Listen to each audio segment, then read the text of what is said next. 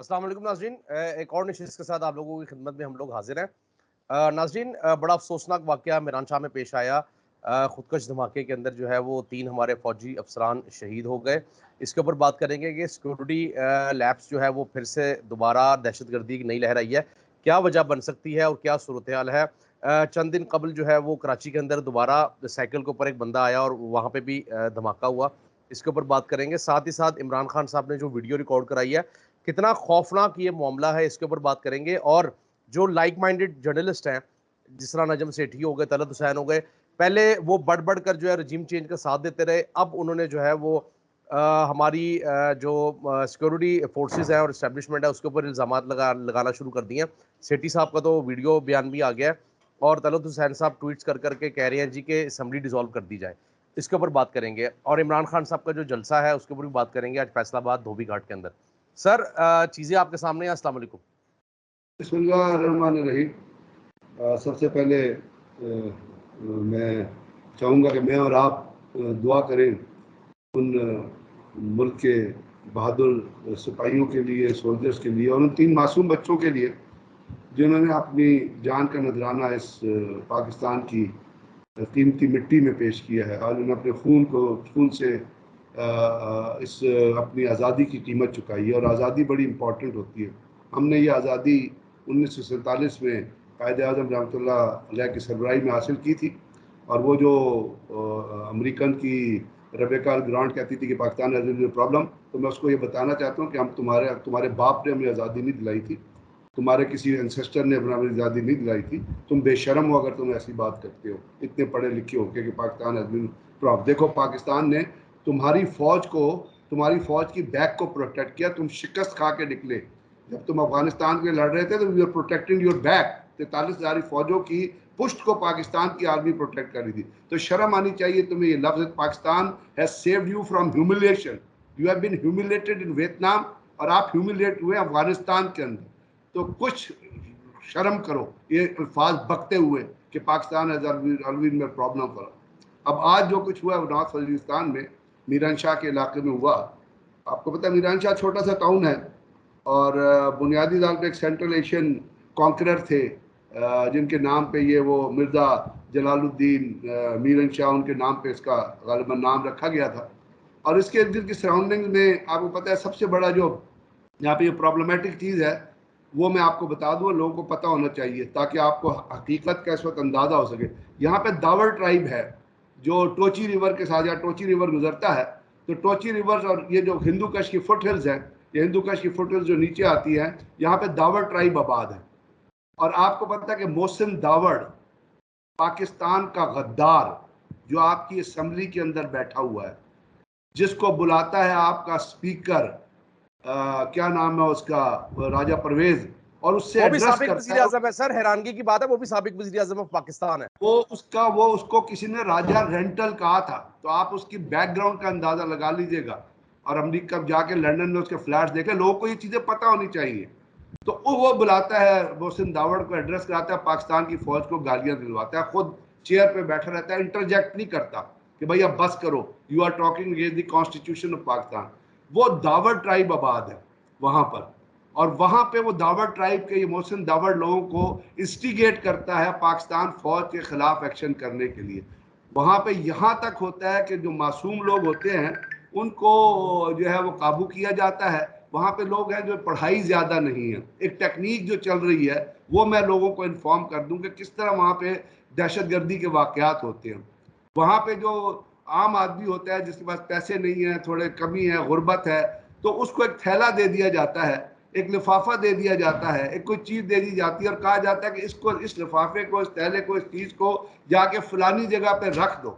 अब उस शख्स को नहीं पता कि उस लिफाफे में वो क्या कैरी कर रहा है, उसमें मिठाई है या उसके अंदर एक्सप्लोजिव मटेरियल है, या क्योंकि उसको 5,000 रुपए दे दिए जाते हैं। ये टेक्निक वहां पे चल रही। वो 5,000 रुपए लेता है और वो जाता है, और जहां जिसको बताया जाता है वहां पे वो ये जो आईडीज होती है वहां पे वो जो एक्सप्लोसिव मटेरियल है जो बंद होता है डब्बे के अंदर या किसी के, वहां वो रख देता है। اس کے ساتھ جس نے اس کو ہینڈل کرنا ہوتا ہے، جو محسن داوڑ اس پارٹی سے ریلیٹڈ جتنے آدمی ہیں، جو سی آئی اے کی پیداوار ہے، اور آپ ویڈیو اٹھا کے دیکھیں تو سی آئی اے کے اسٹیشن چیف کا ایک وہاں پہ لوگوں کو ٹریننگ دی گئی تھی، جس میں وہ گلالائی ٹائپ کی جو وہ چلی گئی تھی وہاں پہ لنڈن چنڈر کے اپنا کینیڈا چنا، اس قسم کی عورتیں اور یہ لوگ شامل تھے جو ریڈ ٹوپی پہنتے اور گلالا یہاں پہ اسماعیل. اور لاہور میں بھی انہوں نے ایک جلسہ کیا تھا. یہ جو اس قسم کے جو بکاؤ لوگ ہیں، جو سی آئی اے اور اپنا را کے ٹکڑوں پہ پلتے ہیں، یہ فقیر جو ہیں، یہ بکے ہوئے فقیر جو ہیں، یہ ان کو پیسے دیتے ہیں، وہ بندہ وہاں پہ رکھ دیتا ہے، جس نے اس کو آپریٹ کرنا ہوتا ہے وہ جاتا ہے، جب گاڑی گزرتی ہے اس کو دبا دیتا ہے. اب یہی خودکش بمبار جو ہے، اس کو انہوں نے فائننس کر کے وہاں پہ، اس میں 100% میں آپ کو بتا رہا ہوں غدار وطن کی انوالومنٹ ہے، جو را کے پیسے پہ کام کر رہے ہیں، جو این ڈی ایس کے ٹاؤٹ ہے، اور وہ آپ کی اسمبلی میں بیٹھے ہوئے. آپ ان کی اپنا قربانی کو تو خراج تحسین پیش کر رہے ہیں، لیکن یہ لوگ کیوں نہیں ذلیل ہو رہے؟ کیوں نہیں پاکستان کے عوام ان کے خلاف آواز اٹھا کے ان کے گردنوں کو پکڑتے ہیں؟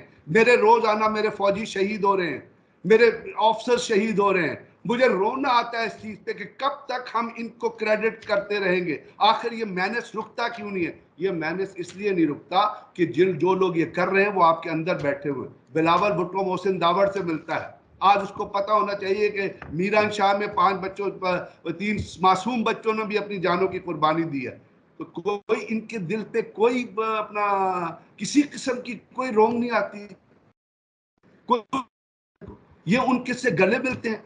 وہ آپ کا وہ نواز شریف بیٹھا ہوا پینٹ ہاؤس پائریٹ، وہ پرائم منسٹر جو یہاں سے ڈیفالٹ کر کے جو یہاں سے سپریم کورٹ سے جھوٹ بول کے بھاگا ہے، جس کو سپریم کورٹ نے کنورٹ کیا، جو مجرم ہے وہ اجیت کمار ڈیول، جو پاکستان کے خلاف دہشت گردی کر رہا ہے، اس کو اپنے ڈرائنگ روم میں بٹھا کے اس سے گلے ملتا ہے، اس کو کہتا ہے جاؤ لوگوں کو اور جا کے مارو، مجھے کوئی پرواہ نہیں ہے، فائرنگ کرو بارڈر پہ، مجھے پرواہ نہیں ہے، میں ایک لفظ نہیں بولوں گا. جب اس قسم کی لیڈرشپ گرو کرتی ہے تو پھر فوج قربانیاں دیتی ہے، لیکن ان قربانیوں کی ریکگنیشن ہوتی ہے نظر نہیں آتی کہ وہی سیاسی لیڈر جلسوں میں کھڑے ہو کے، آپ نے پتہ ہے آصف زرداری نے پچھلے دنوں کیا کہا، مریم نواز بار بار کیا کہہ رہی ہے، خواجہ آصف نے کیا، وہ کھڑے ہو کے ان قربانیوں کے باوجود وہ فوج کو اور فوج کی لیڈرشپ کو کرٹیسائز کرتے ہیں. اور پھر ایک چیف منسٹر کا روایتی قسم کا بیان آ جاتا ہے، لوگوں کے روایتی بیان آ جاتا ہے جس کے اندر حقیقت کوئی نہیں ہے.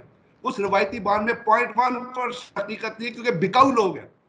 بکاؤ لوگ کبھی سچ نہیں بولتے، سچ وہ لوگ بولتے ہیں جن کی اپنی سٹینڈنگ ہوتی ہے. تو آج بڑا دکھ کا مقام ہے، اللہ تعالیٰ ان کو جنت الفردوس میں جگہ دے. لیکن یہ میں آپ کو آج بتا دوں، اور لوگوں کو بھی یہ پتا ہونا چاہیے کہ یہ دہشت گردی چلتی رہے گی، کیونکہ جو یہ دہشت گردی کو فائننس کر رہے ہیں اب وہ آپ کی اسمبلی میں موجود ہے. اور آپ نے دیکھ لیا جو علی وزیر اور محسن داوڑ ہے اور ان کے ساتھ جو باقی سیاسی لوگ کھڑے ہوئے ہیں، وہ ان کو انکریج کر رہے ہیں اور وہ ان کو ترغیب دے رہے ہیں، وہ ان کو پیٹ کر رہے ہیں. جس طرح نواز شریف نے اجیت کمار ڈیول کو ترغیب دی تھی کہ مارو پاکستانیوں کو. بیچارے وہ ہے نا، ہم لوگ کا عوام تو ہے صرف بکری اور بھیڑ ہے، ان کو جس طرح مرضی چلا لو، یا افلاطون تو وہاں بیٹھے ہوئے ہیں. تو یہ بڑا دکھ کا مقام ہے، کیونکہ جن لوگوں سے نواز شریف مل رہا ہے باہر بیٹھ کے، اور جن ایجنسیز کے لوگوں سے اس کی ملاقاتیں ہو رہی ہے، جن سے وہ بیٹھ کے ڈسکشن کرتا ہے، جو وہ جا کے ہوٹلوں میں ملتا ہے، وہ وہی ریفلیکشن ہے جو الطاف حسین کسی زمانے میں کر رہا تھا. اور انور جو ان کے کلوز آدمی، اس نے بتا دیا تھا کہ سوئٹزرلینڈ میں ہم کس ہوٹل میں جاتے تھے، را ہمیں کیش کتنا دیتی تھی، سی آئی اے ہمیں کیش کتنا. یہی جو سینیریو تھا یہ دوبارہ ریپیٹ ہو رہا ہے. اس لیے یہاں پہ دہشت گردی کی لہر تھم نہیں رہی ہے.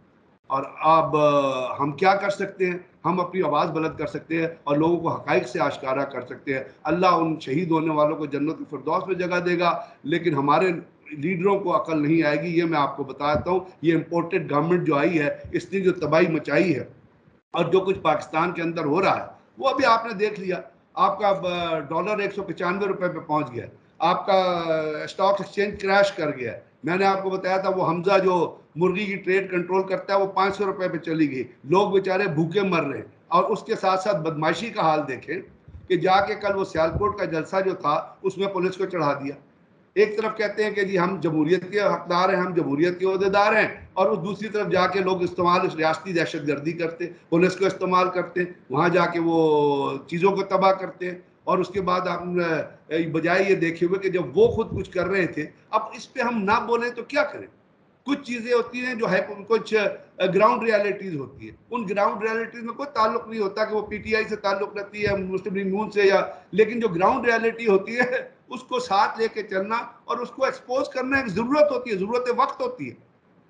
اب وہ جو کچھ کر رہے ہیں, اور طلعت حسین کے جو آپ کہہ رہے ہیں جو ارلی الیکشن, اور ارلی الیکشن کی جب بات ہوتی ہے تو وہ ایک آپ کا بیٹھا ہوا ہے آصف زرداری, وہ کہتا ہے کہ جی نہیں میں نے گیم پلان بنایا ہے, میرا ایک گیم پلان ہے. گیم پلان آپ بناتے ہیں کسی کو ڈچ کرنے کے لیے. بلاول کہتا ہے میں نے سازش کی ہے, وہ کہتا ہے میں نے گیم پلان بنایا. اب انہوں نے گیم پلان کیا بنایا؟ گیم پلان ان کا اتنا ہے کہ ای وی ایم کو ختم کریں گے, یہ اپنا آف شور جو پاکستانی جو باہر بیٹھے ہیں ان کے ووٹ کے حق کو ختم کریں گے, یہ جانتے ہوئے کہ پاکستان کی ریڑھ کی ہڈی کے اندر جو پیسہ آتا ہے وہ ہوتا ہے جو اوورسیز پاکستانی بھیجتے ہیں, اور اوورسیز پاکستانیوں کو ووٹ کا حق ہونا چاہیے. اسی کے لیے پچھلی حکومت اس کو ختم کریں گے. پھر یہ ڈبے جعلی بنائیں گے, پھر یہ کوئی ڈیمارکیشن جو ہیں وہ ان کو چینج کریں گے اور اپنی مرضی کے مطابق کریں گے. اس کے بعد یہ جو پوسٹنگز کریں گے, جیسے انہوں نے ابھی اپنا آصف زرداری ان لوگوں نے پیپلز پارٹی نے کا وزارتوں پہ جھگڑا ہو رہا ہے, انہوں نے کہا جی چیف سیکرٹری کے چیف سیکرٹری گلگت بلتستان پتہ نہیں کہاں کہاں. آپ نے کبھی ایسا سنا ہے؟ جمہوریت جب سے دنیا میں چلی ہے, ایک جمہوریت کی تاریخ آپ اٹھا کے دیکھیں, آپ نے سنا ہے کہ کبھی کسی ملک کا پرائم منسٹر جا کے دوسرے ملک میں بیٹھا ہو, وہاں جا کے وہ ایک چور سے مل رہا ہو, ایک ڈاکو سے مل رہا ہو, ایک کنوکٹڈ کرمنل سے مل رہا ہو, اور وہاں سے بیٹھ کے وہ جو ہے وہ پریس ریلیز ایشو کر رہا ہو؟ یہ کبھی سنا ہے آپ نے؟ ہم کون سی ریپبلک بن گئے ہیں؟ ہم تو بنانا ریپبلک سے بھی نیچے چلے گئے because of this imported government.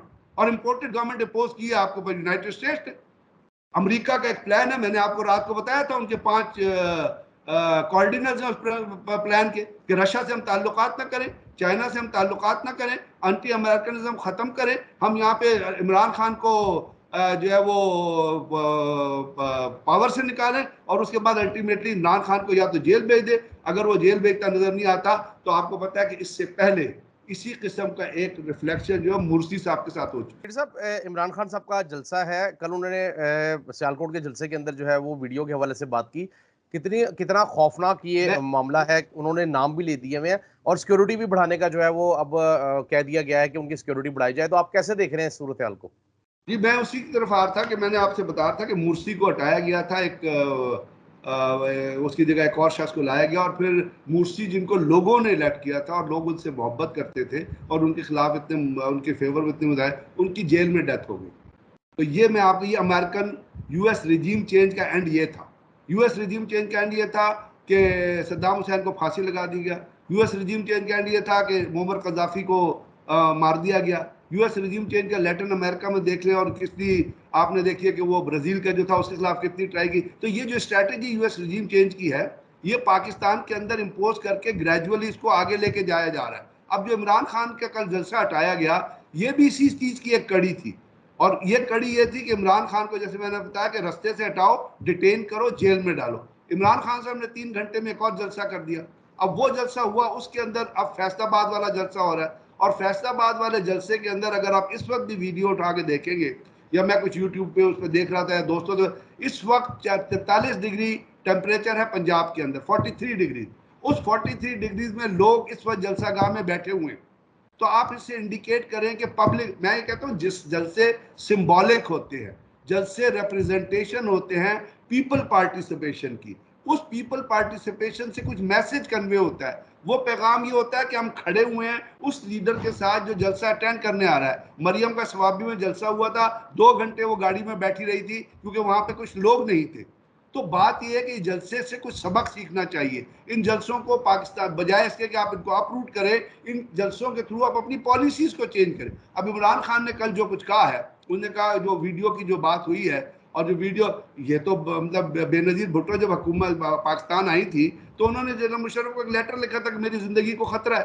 Us letter کو رحمان ملک نے ادھر ادھر کر دیا تھا, بیکاز رحمان ملک درمیان میں بہت ساری چیزوں میں انوالو تھا, اور ان کو پراپر سیکیورٹی نہیں پرووائڈ کی گئی تھی. اس لیے جب وہ اتری تھی تو ایک بم دھماکہ ہوا تھا جس میں بہت سارے لوگ شہید ہوئے تھے. پھر الٹیمیٹلی دیکھیے ان کی بہت بڑی لمبی ایک تاریخ ہے جس طرح ان کو شہید کیا گیا. اس میں بہت سارے لوگ ہیں جن کے اوپر پراپر انویسٹیگیشن نہیں ہوئی, کیس بند ہو گیا. اب عمران خان صاحب اگر یہ فور وارن کر رہے ہیں, اور میں یہ کہہ سکتا ہوں آپ کو کہ ایک ایسا میں نے جو رجیم چینج کا اسٹائل آپ کو بتایا ہے اس کا اینڈ جو ہے جیسے لیاقت علی خان نے بات ماننے سے انکار کیا تھا کہ ہمیں تاریخ سے کوئی سبق سیکھنا ہے, ہمیں تاریخ سے کچھ چیزوں کو کنکلوڈ کرنا ہے.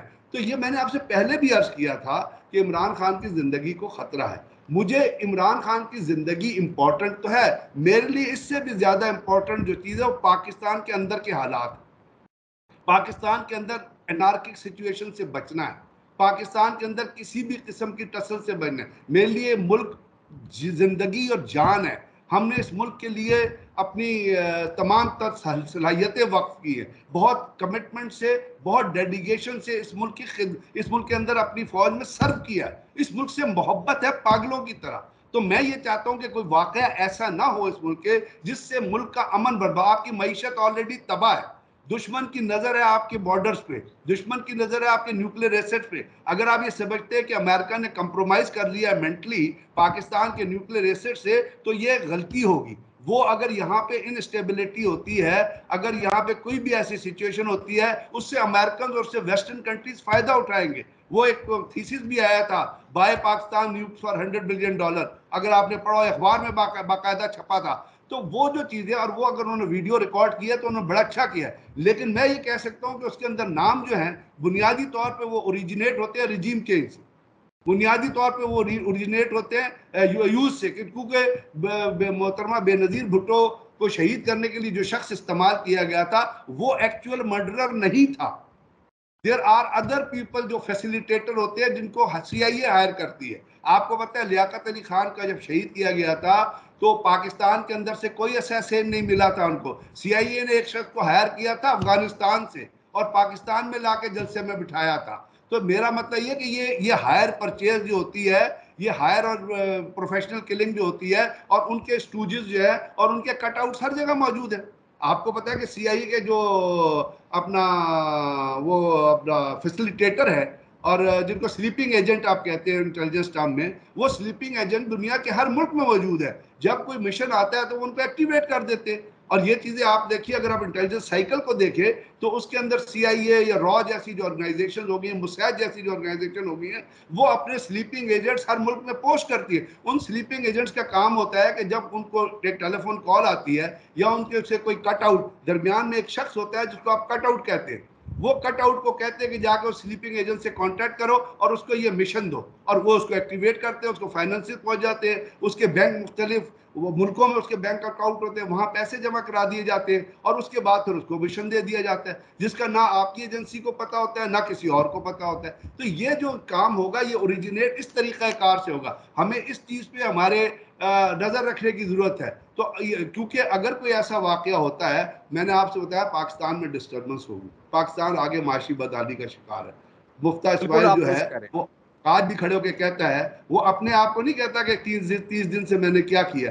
آپ نے ایک عارف حبیب گروپ کی اگر آپ نے وہ لارج اسکیل یونٹ کی اگر آپ نے پروفیٹیبلٹی کی ریٹ پڑھی ہو تو اس میں آپ نے دیکھا ہوگا کہ وہ جو لارج اسکیل یونٹ جو ہے اس کی پروفیٹیبلٹی ریٹ کے اوپر اگر آپ جائیں گے تو اس کے اندر جو ہے 2021 اور 2022 میں پازیٹیو چیز جو ہے وہ آپ کو نظر آئے گی, نیگیٹو انپٹ نہیں نظر آئے گی. اور وہ ایک ڈاکومنٹ ہے جس کو آپ اسٹڈی کر سکتے. تو یہ کہنا کہ جی یہ پرانے سے چیزوں سے آپ کسی چیز کو لے کے چل رہے ہیں, تو یہ تو مطلب کسی طرح وہ اعداد و شمار آپ پڑھ لیں. اس اعداد و شمار میں کوئی 2022 میں 126.2 اور 2021 میں 114.3 یہ ذکر ہے اپنا اس کا لارج اسکیل مینوفیکچرنگ انڈسٹریز جو ہے ان کی بالکل ایسی پروفیٹیبلٹی ہے کا سر, جو انہوں انہوں نے نے کیا. بیسیکلی شروع کا جو ڈالا ہوا ہے وہ اکانومی کا نہیں ہے, وہ معاملہ کچھ اور ہی تھا. یہ لوگ ایک بگر پلان کا حصہ تھے, اور یہ پلان جو ہے بیسیکلی یہ بس ایسے ہی سرسری سا ہے. یہ لوگ یہ چھوٹے چھوٹے مورے ہیں.